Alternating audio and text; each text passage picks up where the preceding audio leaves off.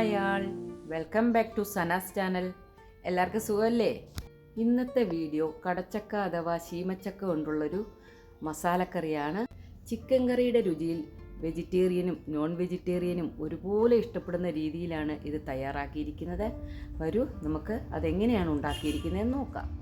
ഞാനിവിടെ അധികം വലിപ്പമൊന്നുമില്ലാത്ത ഒരു ചെറിയ സൈസ് കടച്ചക്കയാണ് എടുത്തിരിക്കുന്നത്. അതിൻ്റെ സ്കിന്നൊക്കെ റിമൂവ് ചെയ്ത് ചെറിയ കഷ്ണങ്ങളായി മുറിച്ച് വെള്ളത്തിലേക്ക് ഇട്ട് കൊടുത്തു.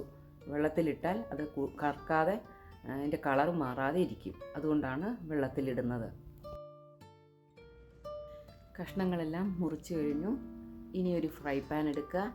അതിലേക്ക് ആവശ്യത്തിന് എണ്ണ ഒഴിക്കുക. ഞാനിവിടെ 2 സ്പൂൺ കുക്കിംഗ് ഓയിലാണ് എടുത്തത്. അതിനുശേഷം ഈ കഴുകി വെച്ച കഷ്ണങ്ങളൊക്കെ ഇതിലേക്ക് ഇട്ട് കൊടുക്കുക. എന്നിട്ട് നന്നായിട്ടൊന്ന് വഴറ്റുക.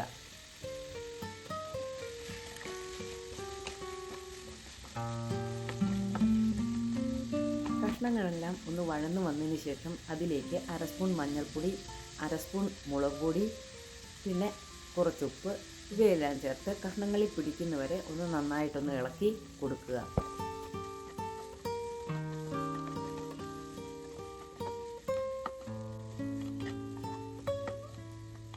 എന്നിട്ട് ഇതിലേക്ക് ഒരു 1/4 ഗ്ലാസ് വെള്ളം ഒഴിച്ച് ഒരു 8-9 മിനിറ്റ് അടച്ചു വെച്ച് വേവിക്കുക. ഞാൻ വെള്ളം ഒഴിക്കുന്ന വീഡിയോ മിസ്സായിപ്പോയി. 8 മിനിറ്റ് കഴിഞ്ഞപ്പോൾ ഒന്ന് തുറന്ന് നോക്കി. ഇനി ഒരു ശകലം കൂടി കുക്കാകാനുണ്ട്. വീണ്ടും ഒരു 1/4 ഗ്ലാസ് വെള്ളം ഒഴിച്ച് വേവാൻ വേണ്ടി അടച്ചു വെച്ചു.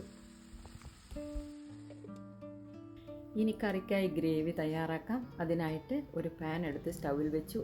അതിലേക്ക് 2 സ്പൂൺ കുക്കിംഗ് ഓയിൽ ഒഴിച്ചു. എന്നിട്ട് 1 സ്പൂൺ പെരിഞ്ജീരകം ചേർത്തു. അതൊന്ന് ചൂടായി വന്നപ്പോഴത്തേക്കും 2 സ്പൂൺ ഗാർലിക് ചോപ്പ് ചെയ്തതും അതുപോലെ തന്നെ 2 സ്പൂൺ ഇഞ്ചി അരിഞ്ഞതും പിന്നെ അധികം എരിവില്ലാത്ത 4 പച്ചമുളകും ചേർത്ത് നന്നായിട്ടൊന്ന് വഴറ്റി.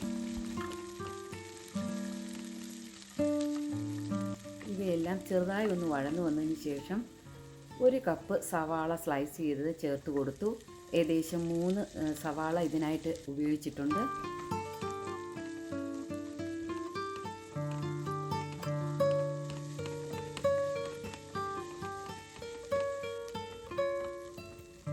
സവാളയെല്ലാം നന്നായി വഴന്നു വന്നതിന് ശേഷം ഇതിലേക്ക് 1 സ്പൂൺ മുളക് പൊടി, പിന്നെ 1 സ്പൂൺ കാശ്മീരി ചില്ലി പൗഡർ, പിന്നെ 1/2 സ്പൂൺ മഞ്ഞൾപ്പൊടി, അതുപോലെ തന്നെ ഒരു ചെറിയ സ്പൂൺ ചിക്കൻ കറി മസാല, നിങ്ങൾക്ക് വേണമെങ്കിൽ ഗരം മസാല ചേർക്കാം.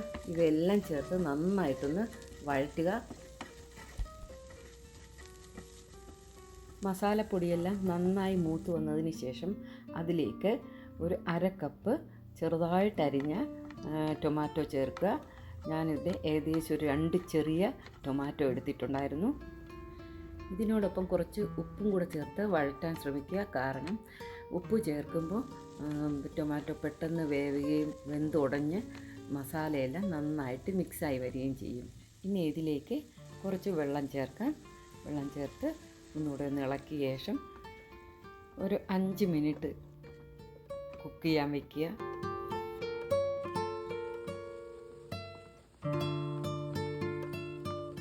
ചേർത്ത ടൊമാറ്റോ കഷ്ണങ്ങളെല്ലാം നന്നായിട്ട് വെന്തുടഞ്ഞ് മസാലയ്ക്കൊപ്പം മിക്സായി.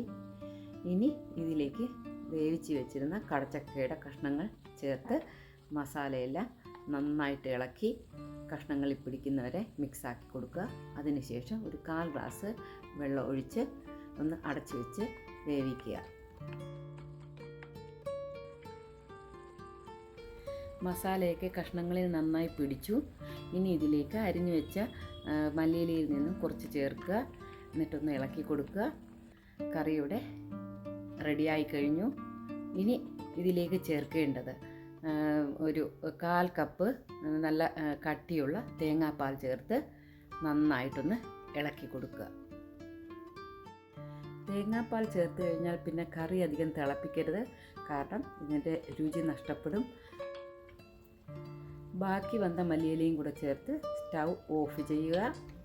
ഇതിനെ ചൂടോടെ ഒരു പാത്രത്തിൽ വിളമ്പുക. ഈ കറി എല്ലാവർക്കും ഇഷ്ടപ്പെടുന്ന രീതിയിലാണ് ഉണ്ടാക്കിയിരിക്കുന്നത്. വെജിറ്റേറിയൻ ആയാലും നോൺ വെജിറ്റേറിയൻ ആയാലും ഒരുപോലെ ഇഷ്ടപ്പെടും. ചപ്പാത്തിയുടെ കൂടെയും ചോറിൻ്റെ കൂടെയും പത്തിരിയുടെ കൂടെയും കഴിക്കാൻ നല്ല ടേസ്റ്റാണ്. അപ്പോൾ തീർച്ചയായും നിങ്ങൾക്കിത് ഇഷ്ടപ്പെട്ടിട്ടുണ്ടെങ്കിൽ കമൻറ്റ് ചെയ്യാനും ലൈക്ക് ചെയ്യാനും പിന്നെ ഷെയർ ചെയ്യാനും മറക്കരുത്. അതുപോലെ തന്നെ പുതിയ വ്യൂവേഴ്സ് സബ് ചെയ്യാനും മറക്കരുത്.